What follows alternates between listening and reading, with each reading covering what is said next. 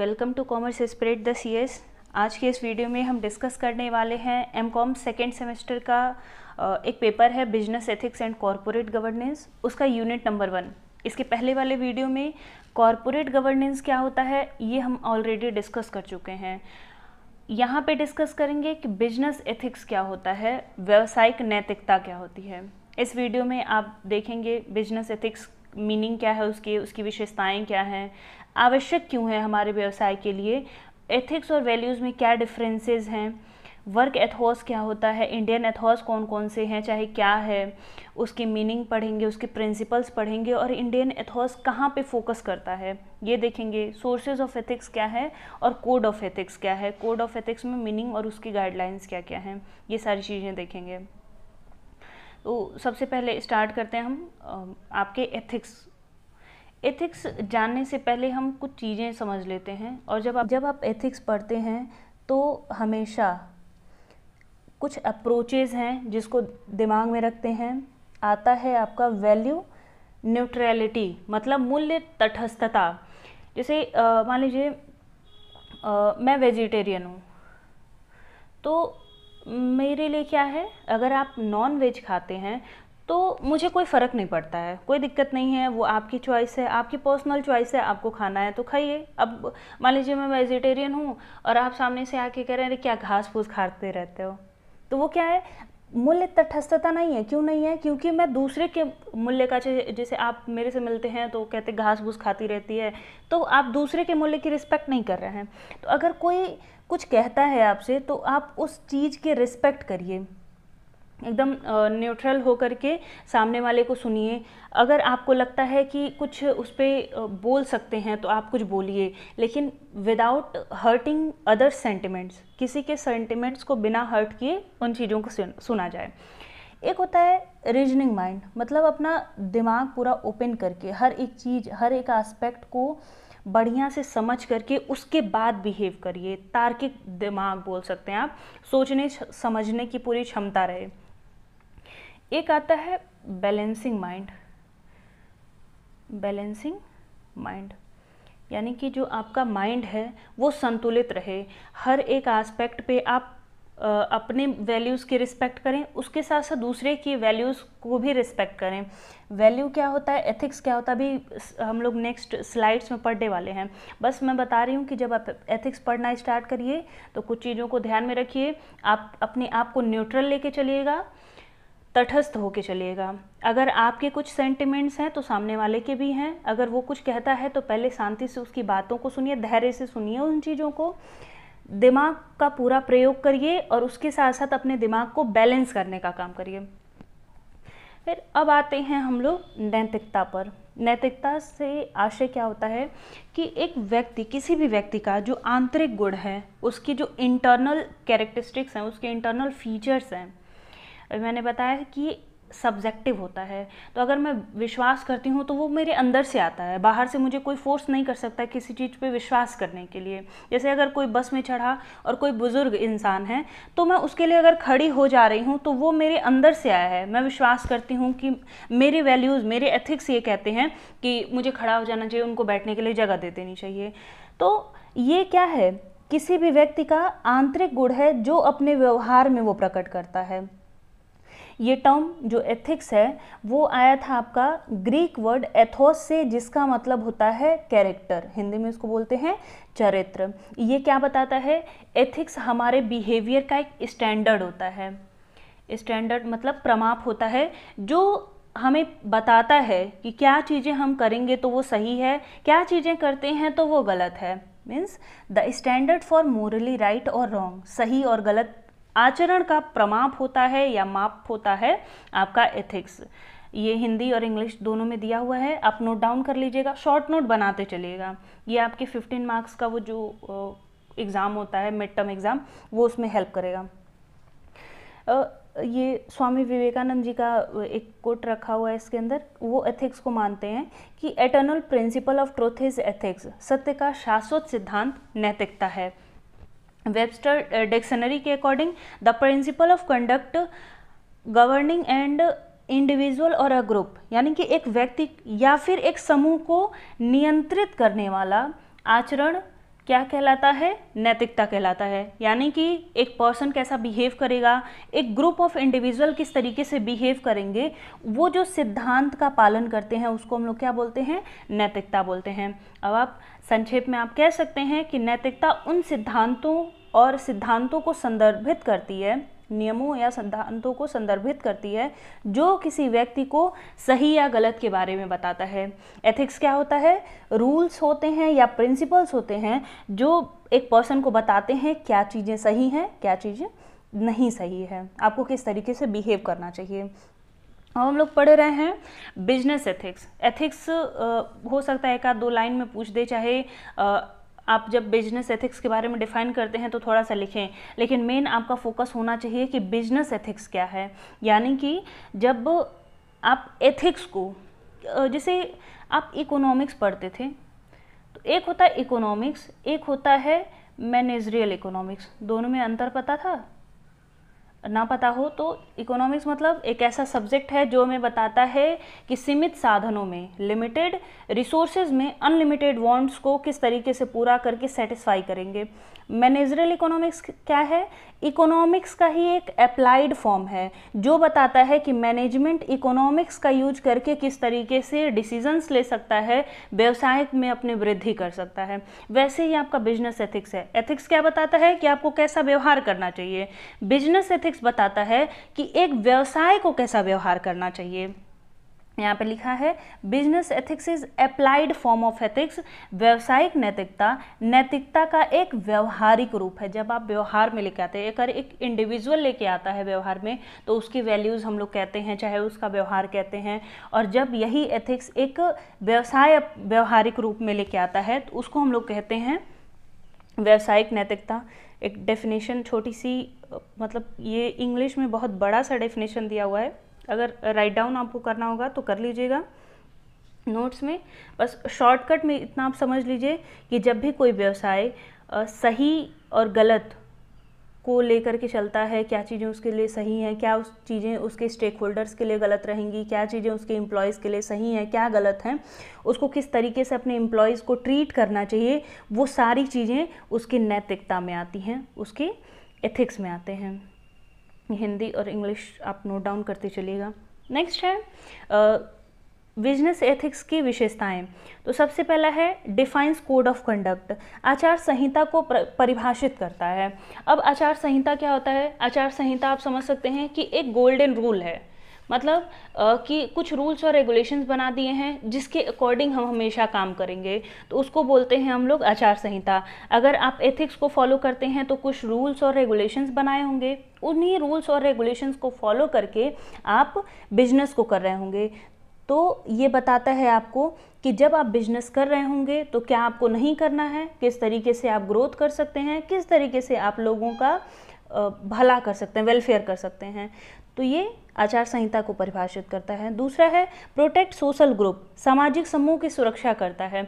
तो ये क्या, अगर व्यवसाय सिर्फ अपनी ग्रोथ पे फोकस कर रहा है तो आज नहीं तो कल वो अपने आप को डुबाएगा, लेकिन जब जिस सोसाइटी में वो रह रहा है उनके वेलफेयर के बारे में भी सोचता है, उनकी अपने समूह की सुरक्षा करता है, तो वो एक तरीके का एथिकल काम माना जाता है और वो लॉन्ग टर्म में ग्रो करेगा। नेक्स्ट है कंट्रोल बिजनेस मॉल प्रैक्टिसेस, भ्रष्टाचार पर रोकथाम लगाता है। अगर आप एथिकल बिहेव करते हैं, एक व्यवसाय अगर एथिकल काम करता है तो वो बाकी के जो अनएथिकल वर्क हैं, जो बाकी का भ्रष्टाचार है, उसको वो कम करता है। जैसे आप इनसाइडर ट्रेडिंग के बारे में जानते होंगे, ब्लैक मार्केटिंग हो गया। फिर मान लीजिए मेरी दुकान है, 10 किलो मुझे किसी को देना है, लेकिन मैं अनएथिकल तरीके से काम कर रही हूँ, तो मैं क्या करूँगी, 9 किलो वो सामान तौल दूँगी, तो वो अंडरवेट हो गया। चाहे आप कह सकते हैं चीटिंग करना, फ्रॉड करना, तो ये सारी चीज़ों पर भी रोकथाम लगाया जा सकता है इसके हेल्प से। Related to moral and social values, ये किससे रिलेट करता है कि सामाजिक मूल्यों से और नैतिकता से संबंधित होता है। बिजनेस को सिर्फ अपने प्रॉफिटेबिलिटी पे नहीं सोचना चाहिए कि वो लाभदायक है तो वो काम करे, बस उसको अपने साथ साथ सोचना चाहिए कि हम अपने स्टेक होल्डर को कैसे बेटर सर्विसेज प्रोवाइड कर सकते हैं। अब स्टेक होल्डर्स आप जानते होंगे कि एम्प्लॉयज़ हो सकता है, आपका शेयर होल्डर हो सकता है, गवर्नमेंट हो सकती है, हर एक पक्षकार जो कंपनी से संबंधित है वो स्टेक होल्डर है। तो जो आपका एथिक है वो उनके मोरल और सोशल वैल्यूज से रिलेट करता है। Requires willingness to accept, ethics में स्वीकार करने की इच्छा होनी चाहिए। जैसे आप ये जो एथिक्स है वो वॉलेंट्री होता है, मतलब इच्छा पर है पूरा का पूरा। अगर आपको मन करता है एथिकल व्यवहार करने का तो करिए, नहीं मन करता है तो मत करिए। अगर कोई बिजनेस ये दावा करता है कि वो एथिकल काम करता है तो वो इस बात को स्वीकार करता है कि क्या चीज़ें सही हैं, क्या चीज़ें गलत हैं।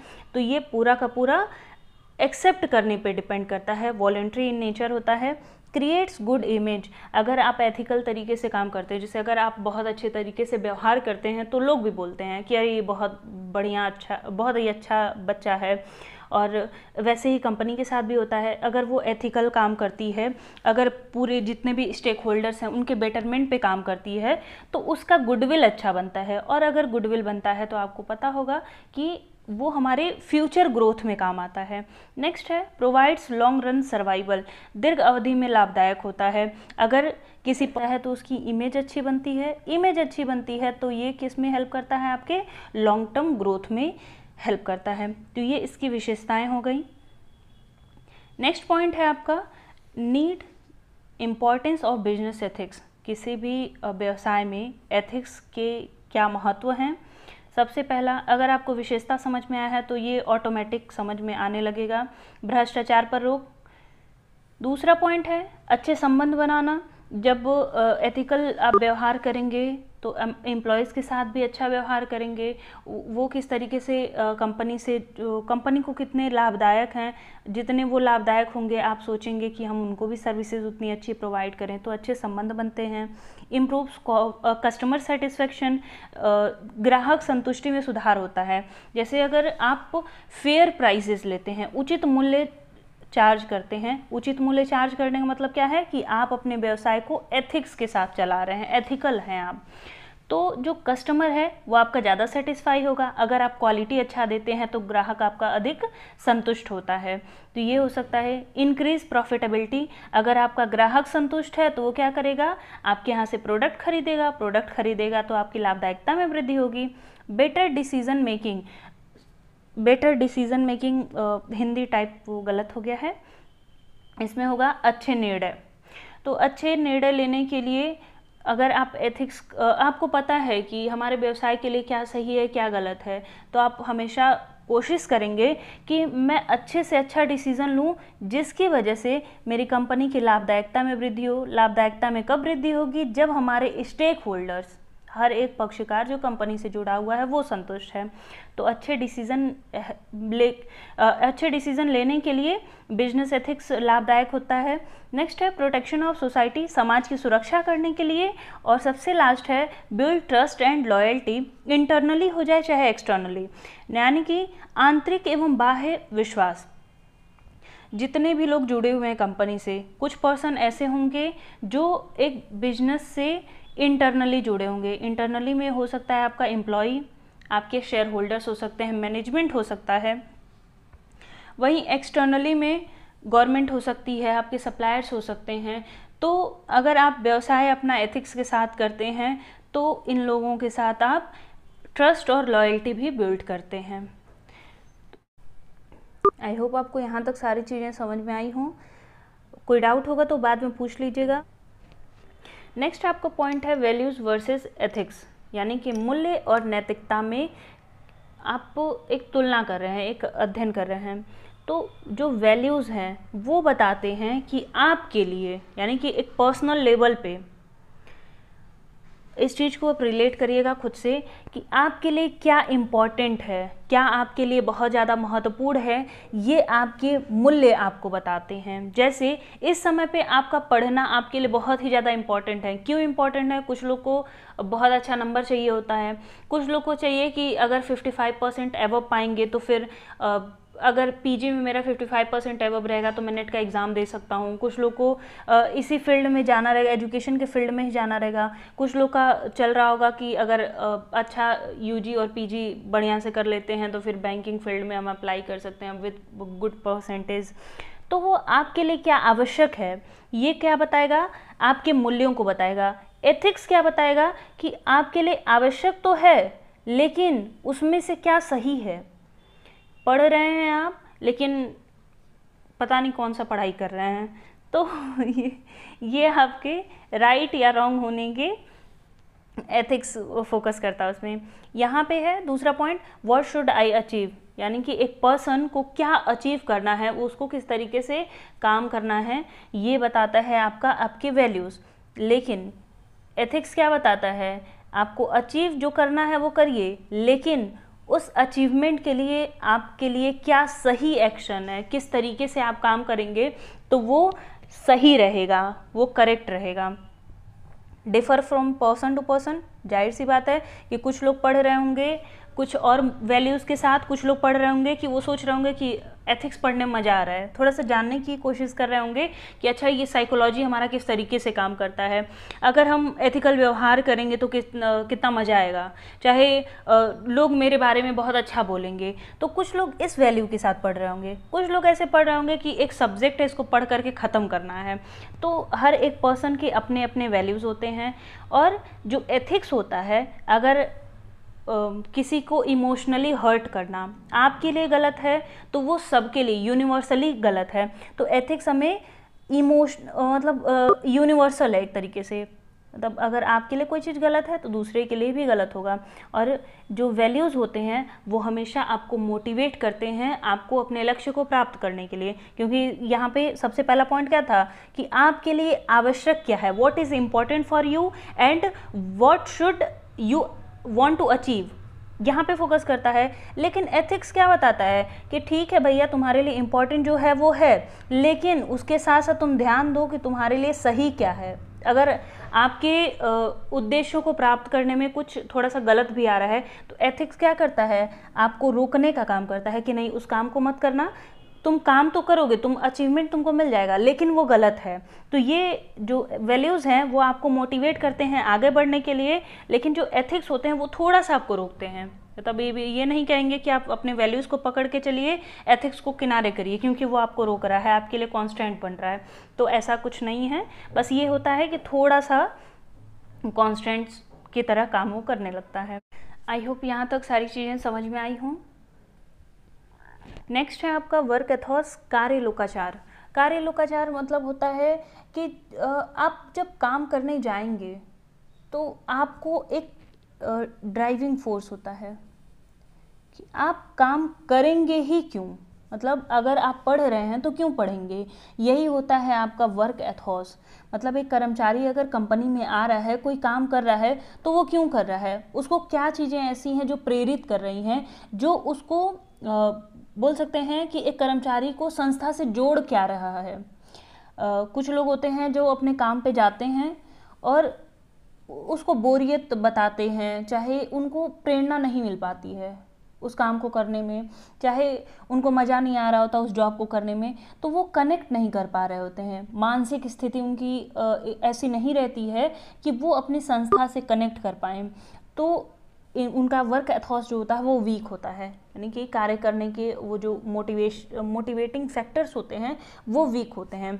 तो वर्क एथोस आपको बताता है कि आप काम को करेंगे क्यों, और ये क्या है, वाई वी वर्क, यानी कि हम काम क्यों कर रहे हैं किसी भी कंपनी में, इसका हर्ट होता है। नेक्स्ट है what drives us to work, यानी कि कार्य लोकाचार का मतलब होता है कि कौन से ऐसी चीज़ें हैं जो हमें प्रेरित करती हैं, कौन से ऐसे फैक्टर्स हैं जो हमें प्रेरित करते हैं काम करने के लिए। तो उन फैक्टर्स को हम लोग क्या बोलते हैं, वर्क एथोस बोलते हैं। या फिर कौन से ऐसे फैक्टर्स हैं जो हमें कार्यस्थल पर, वर्क प्लेस पे पर्पस देते हैं, उद्देश्य देते हैं कि आप काम को ठीक से करिए। आई थिंक यहाँ तक समझ में आया हो कि वर्क एथोस क्या होता है, मतलब एक ड्राइविंग फोर्स जिसकी वजह से आप काम को कर रहे हैं। वर्क एथिक्स मतलब होता है मतलब कार्य नैतिकता। कार्य नैतिकता का मतलब होता है कि कुछ प्रिंसिपल्स, कुछ नैतिक मूल्य जिसके आधार पर आप एक कर्मचारी आता है कंपनी में और वो काम करता है।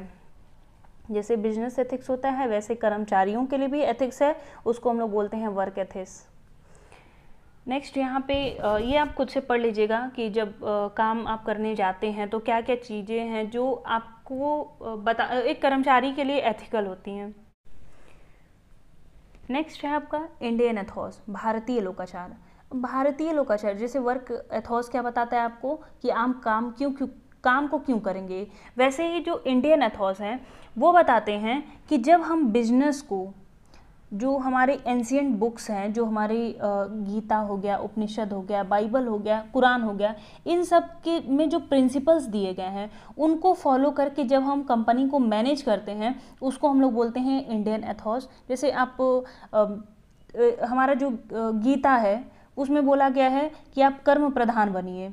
जैसे बोल लेते हैं कर्मणेवाधिकारस्ते माँ फलेषु कदाचन माँ कर्म फल हेतु भूर्मते संगो अस्ततो कर्मणि, मतलब कि कर्म करते रहिए, फल की चिंता मत करिए। यानी कि कर्म ही पूजा है, कर्म की तरफ लगे रहेंगे तो आज नहीं तो कल तो आपको फल मिल ही जाएगा। वैसे ही जैसे बोलते हैं कि यदि आप अच्छे हैं तो दुनिया अच्छी है, मतलब यद भाव तद भवति, या फिर बोल सकते हैं यथा दृष्टि तथा सृष्टि, मतलब जैसे आप हैं, जिस तरीके के आप हैं वैसे ही आपको दुनिया दिखती है। तो हमारा इंडियन एथोस इस चीज़ पे फोकस करता है कि आप एथिकल होंगे with help of ancient books given in Indian, given by Indians, और बोल सकते हैं कि जो पुरानी बुक्स हैं जिसको आप फॉलो करते हैं, रामायण में कुछ चीज़ें लिखी हुई हैं, महाभारत में हैं ऐसी कुछ चीज़ें जिन चीज़ को फॉलो करके हम लोग अपने व्यवहार में लेके आते हैं और मतलब कर्म को अपने करते हैं, काम को अपने करते हैं। तो इंडियन एथोस में बताया गया है। नेक्स्ट फीचर्स क्या क्या हैं, उसकी विशेषताएं क्या क्या हैं। तो सबसे पहला पॉइंट है परफेक्ट इंडिविजुअल, मतलब इसमें बताया गया है कि एक पर्सन, एक व्यक्ति परफेक्ट कैसे हो सकता है, मतलब पुरुषोत्तम। जैसे आप सुनते होंगे कि पुरुषोत्तम राम, मतलब राम सबसे उत्तम पुरुष थे। तो परफेक्ट इंडिविजुअल की तरफ ये डिराइव करता है। इक्विलिब्रियम इन लाइफ, यानी कि जैसे हम लोग क्या करते हैं, लोग बोलते हैं डेली कि सुबह में उठ करके पूजा करिए। पूजा करने का मतलब क्या होता है कि आप अपने ध्यान को केंद्रित करिए। आप बैठते हैं जब 5 मिनट 10 मिनट, तो उससे आपके अंदर पॉजिटिविटी आती है।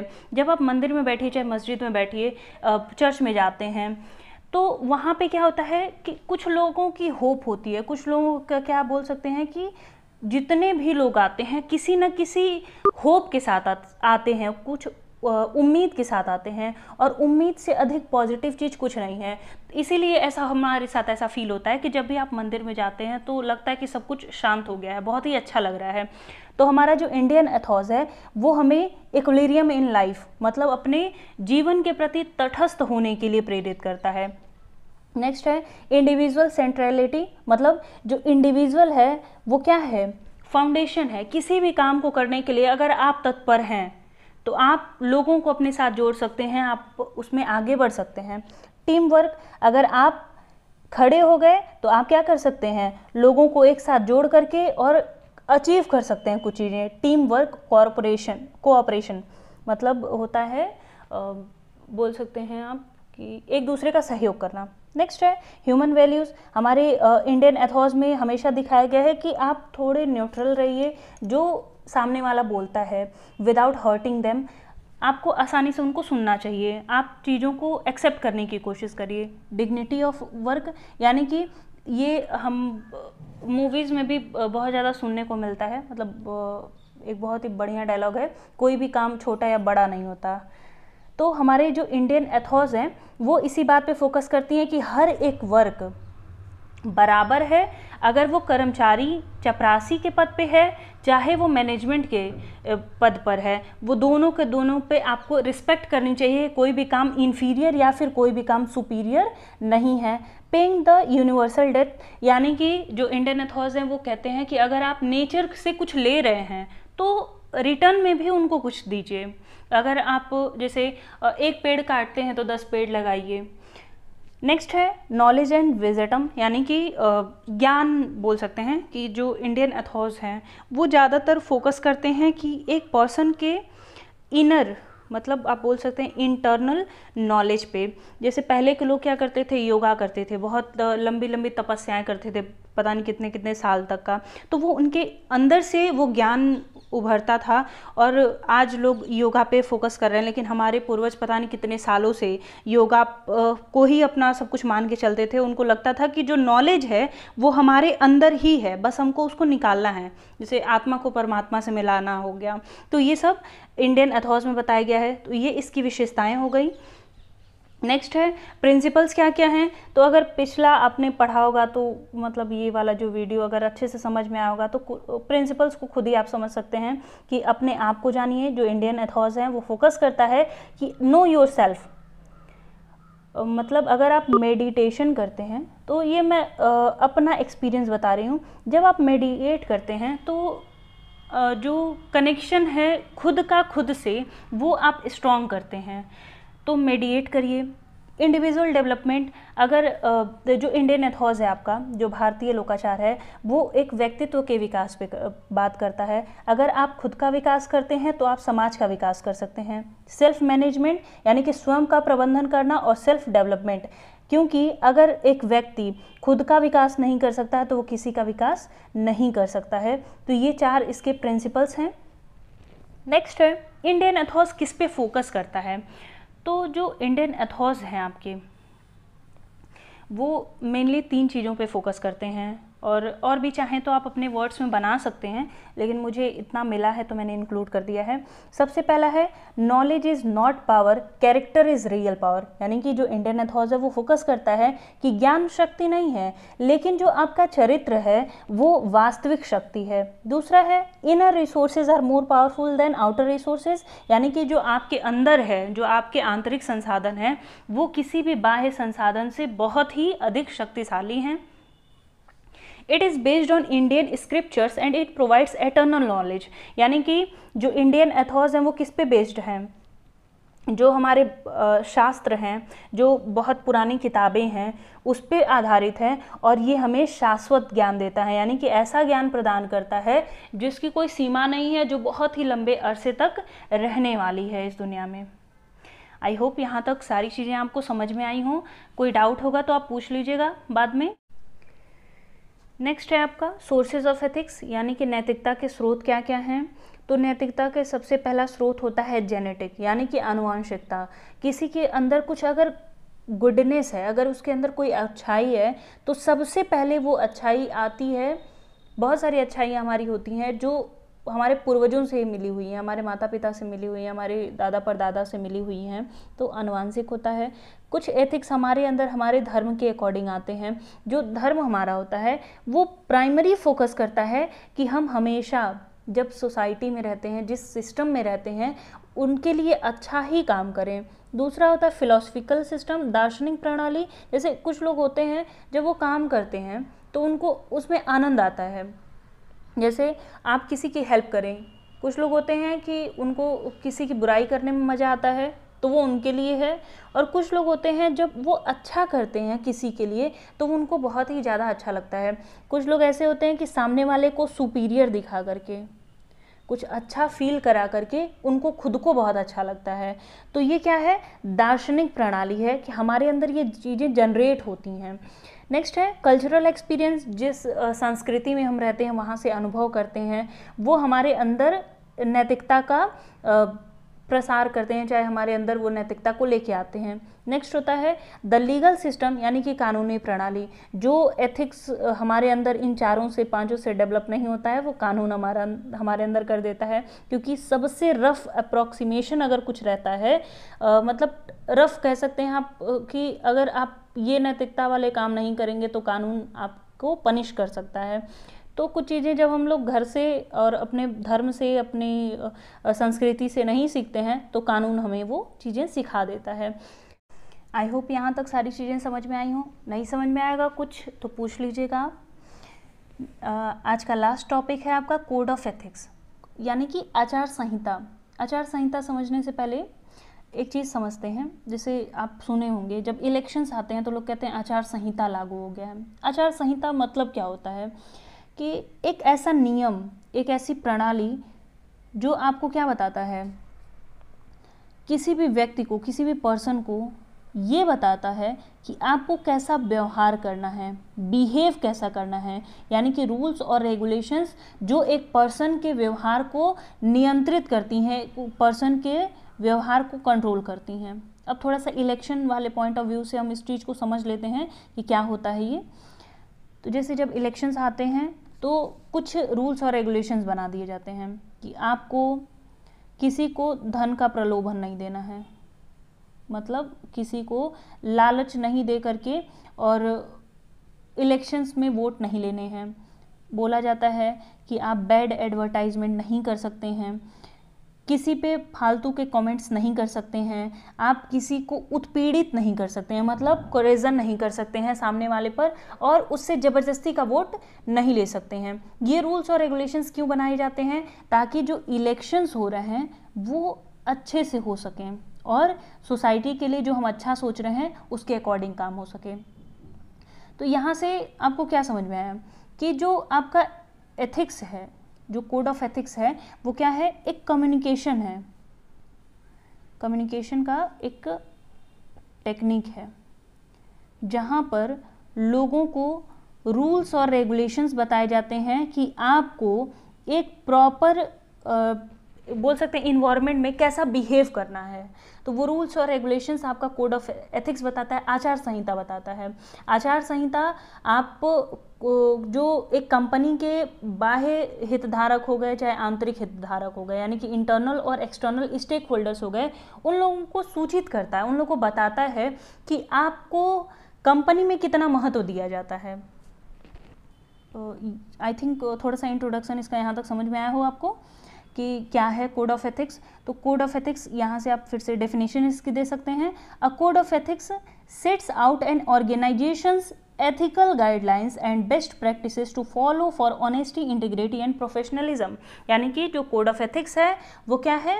जो एथिकल गाइडलाइंस हैं, जो नैतिक दिशा निर्देश हैं, कौन सी चीज़ें सही होंगी हमारे कंपनी के लिए, हमारे कर्मचारियों के लिए, हमारे हितधारकों के लिए, उन प्रैक्टिस को फॉलो करता है। और वो चीज़ें कैसी होती हैं?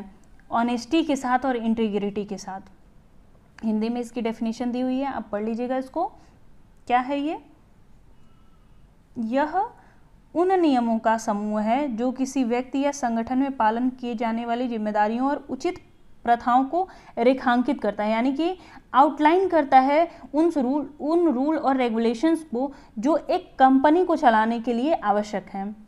लास्ट लाइन लिखी हुई है, it is like golden rule for company which provides framework to organisations for behaving with employees, society and stakeholders. यानी कि एक कंपनी अपने कर्मचारियों के साथ, अपने स्टेक होल्डर्स के साथ, सोसाइटी के साथ कैसा व्यवहार करेगी, उसका एक गोल्डन रूल होता है आचार संहिता। समझ में आया होगा आई थिंक। नेक्स्ट है आपका सबसे कोड ऑफ कंडक्ट को किस तरीके से आप बनाएंगे, कोड ऑफ एथिक्स को किस तरीके से बनाएंगे, उसका दिशा निर्देश। सबसे पहला आपका पॉइंट है डिफाइन ऑब्जेक्टिव, यानी कि जिसके लिए कोड ऑफ कंडक्ट बनाना है आपको, सबसे पहले उस उद्देश्य को परिभाषित करिए। जब आपको ये नहीं पता रहेगा कि हमारा उद्देश्य क्या है तो आप रूल्स को नहीं बना सकते हैं। नेक्स्ट है taking permission from all level. मान लीजिए आप रूल और रेगुलेशन बना दिए लेकिन जो बाकी के लोग हैं उस चीज़ को वो फॉलो ही नहीं कर रहे हैं, तो अगर फॉलो नहीं कर रहे हैं तो रूल्स और रेगुलेशंस बनाने का कोई मतलब नहीं है, तो सभी से समर्थन लेना आवश्यक हो जाता है। लॉ अबाइडिंग बिजनेस, यानी कि आप रूल्स और रेगुलेशंस बना रहे हैं तो आप पहले ये देखिए कि कौन कौन से ऐसे कानून हैं जो आपके व्यवसाय को प्रभावित करते हैं, और उसको ध्यान में रखते हुए आप रूल और रेगुलेशन बनाइए। ईजी और सिंपल बनाइए, यानी कि ऐसा रूल बना दीजिए, ऐसे ऐसे वर्ड्स उसमें टेक्निकल वर्ड्स यूज कर दीजिए कि सामने वाले को समझ में ही नहीं आए। सामने वाले को समझ में नहीं आएगा तो वो रूल और रेगुलेशन को फॉलो कहाँ से करेगा। जैसे कई सारे ऐसी चीज़ें होती हैं, हम लोग व्यवहार तो कर लेते हैं, बाद में हमको पता चलता है ये तो अनएथिकल था, क्योंकि वहाँ पे जो शब्द होते हैं वो ऐसे होते हैं कि समझ ही नहीं आता है। नेक्स्ट है सेंट्रलाइज्ड का मतलब है कि जैसा हमारा उद्देश्य है उस पर फोकस करके ही हम लोग बनाएं, और ऐसा बनाएं कि वो लोगों को इकट्ठा करने का काम करता हो, एक दूसरे से जोड़ने का काम करता हो। नेक्स्ट है इंफॉर्मेशन रिसोर्सेज, सूचना के संसाधन उपलब्ध कराएं। रूल और रेगुलेशन आप बना रहे हैं, लेकिन जो रूल और रेगुलेशन बना रहा है उसके पास सूचना ही नहीं है, किस तरीके से लोग रहते हैं, कैसे कर्मचारी हैं, कैसे स्टेक होल्डर्स हैं, किन के लिए रूल ईजी पड़ेगा, किन को टफ पड़ेगा, ये सारी सूचनाएं ही नहीं है, तो रूल आपका नहीं बन पाएगा। फेवरेबल फॉर यूज़र्स, ये सबसे इम्पॉर्टेंट हो जाता है आपका कि उपयोगकर्ता के अनुकूल होना चाहिए। मान लीजिए मुझे कुछ रूल और रेगुलेशन फॉलो करने हैं, लेकिन वो रूल मेरे लिए बनाए जा रहे हैं और मेरे लिए है ही नहीं, मतलब फालतू का रूल है, तो वो मैं कभी भी उसको फॉलो नहीं करूँगी। और सबसे लास्ट में है must be written by them who uses it, यानी कि कोड को वही बनाए जो उसको खुद फॉलो करता हो। अब कोई कोड रूल और रेगुलेशन बना दें लेकिन उसको फॉलो खुद भी नहीं करते हैं, तो दूसरे से हम क्या ही फॉलो करवा पाएंगे। तो ये आपका ख़त्म हुआ, लास्ट स्लाइड थी इसकी। मिलते हैं नेक्स्ट वीडियो में जिसमें हम थ्योरीज़ को पढ़ेंगे, जो एथिक्स के अलग अलग थ्योरीज़ दी हुए हैं, चाहे आपका गांधीयन अप्रोच हो गया, चाहे फ्रीडमैन की थ्योरी हो गई, वो सारे पॉइंट्स हम लोग उसमें डिस्कस करेंगे। और ज़्यादातर जो MCQs होते हैं वो वहीं से ही रहेंगे। और यहाँ पे जो आपने छोटे छोटे पॉइंट्स पढ़े हैं रिटन एग्ज़ाम के लिए आपका तैयार हो गया होगा। और 2 बार अगर इस वीडियो को आप देख लेते हैं तो नोट्स भी बनाने की ज़रूरत नहीं पड़ेगी। लेकिन मैं ये कहूँगी कि आप एथिक्स पढ़ रहे हैं तो एथिकल व्यवहार करिएगा खुद के साथ भी, क्योंकि हो सकता है इसमें से कुछ लोग ऐसे हों जो आगे चल कर के टीचर बनने का सोच रहे हों, आगे चल कर के खुद प्रोफेसर बनने की कोशिश कर रहे हों और उस तरफ काम कर रहे हों। तो उसमें एक चीज़ ये भी जुड़ता है, जब आपके पास प्रॉपर नोट्स रहता है तो बाद में वो आप हेल्प कर सकते हैं, जब आप किसी बच्चे को पढ़ाएंगे तो उसके लिए कर सकते हैं। तो शॉर्ट नोट बनाते चलिएगा। मिलते हैं नेक्स्ट वीडियो में।